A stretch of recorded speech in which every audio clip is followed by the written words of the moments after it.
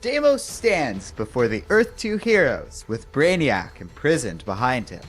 Telos demands that his master be free, but it only serves to amuse the captor. Deimos says that the being's true name is not Telos, and the sorcerer unlocks the memory of the sentient planet. We learn that Telos was actually once a man. He had a wife and child, until the night that Brainiac came. The villain made an offer. Telos could give himself over to Brainiac in eternal service, and his family would be spared.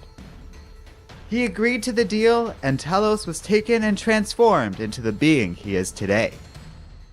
Dick Grayson realizes that Telos is just like the Earth 2 heroes, the last survivor of his world. The man feels a moment of hope, and he realizes his captor could be a potential ally, or even their savior. A battle begins as everyone turns on Deimos. Citizens of Skartaris and Earth 2 heroes unite and attack the villain. But the heroes of Skartaris are no match for Deimos, who proceeds to eliminate most of his enemies. Valzad Superman shows that he is not so easily stopped, and manages to resist his opponent's magic long enough to do battle with the sorcerer. But Deimos is able to overpower Superman and banishes Brainiac from his prison. Telos is rocked at the news of his past life, but states that he is only a servant to Brainiac now, and disappears. The building collapses around the heroes, and the Earth 2 characters manage to escape. Yolanda is accidentally left behind and rescued by Deimos. Dick Grayson escapes with the others. He finds a batarang. Though he doesn't know where the gadget came from, he reflects that Telos may have been right. Perhaps there has always been a tie between Dick Grayson and Batman. And perhaps it's time for this tie to get stronger.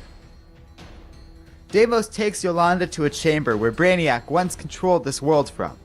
The sorcerer remembers the timeline as it existed before Flashpoint, and Deimos knows that Yolanda was there during the Crisis of Infinite Earths in the form of the hero known as Wildcat.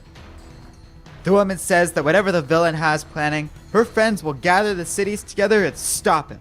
But Deimos says that he's going to get the allies first. He calls out to the cities across the planet and declares that Telos is no longer in charge. Deimos has saved their lives, and now he will protect them for a price.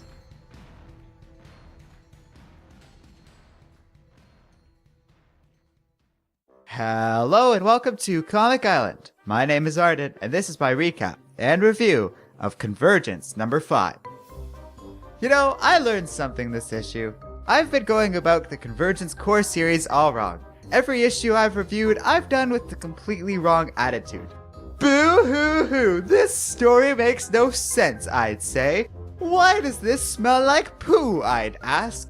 But I have come to confess my sins. I am an idiot, and I should have known better. Do you know when Convergence number 1 came out?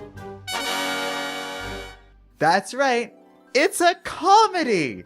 I've seen the light. DC Comics is pulling an elaborate prank on everyone, carefully executing this event on April 1st and following through for 8 weeks with the most elaborate and maniacal April Fool's prank ever conceived.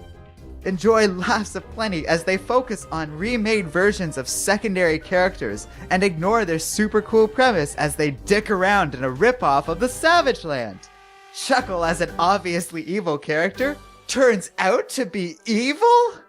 Watch as the cool new version of Brainiac is built up as the event's big bad villain, only to be cast aside like a bitch by a character nobody cares about because they shouldn't. I can't wait for the end of this story when all the characters get up, face the audience, and say, "The Aristocrats!" I get it now, Convergence. You're a joke. A big, stupid joke. And I was a fool not to notice earlier. Alright, I've said my bit. I've made my point. It's not all bad, but I'm struggling to find a lot of good in Convergence 5. The writing is not very high quality, I don't care about this plot or these characters, and the art is something I can only describe as smudgy? And I hate the idea of destiny as a plot device. It so rarely works for fiction, and this is no exception to that rule. The whole idea of Dick Grayson and Batman being destined as bosom buddies in every possible universe is really dumb and silly. I'm sorry, I'll stop complaining, but I'm not being a pessimist here. I have 2 other reviews coming out this week, and both are going to be friggin' awesome. So it's not me, Convergence. It's you. Though I've heard the tie-ins are much, much better. We actually are going to cover a few of these pretty soon, and doing so in a rather fun and new way here at Comic Island. Hopefully these tie-ins will salvage Convergence, as I haven't had much of a chance to look at them yet myself. And I am looking forward to seeing more of those, so it's not all bad news. So Joey will be reviewing Convergence number 6 next week, and I bet it will be great! And as always, don't forget to like, subscribe, and keep reading comics.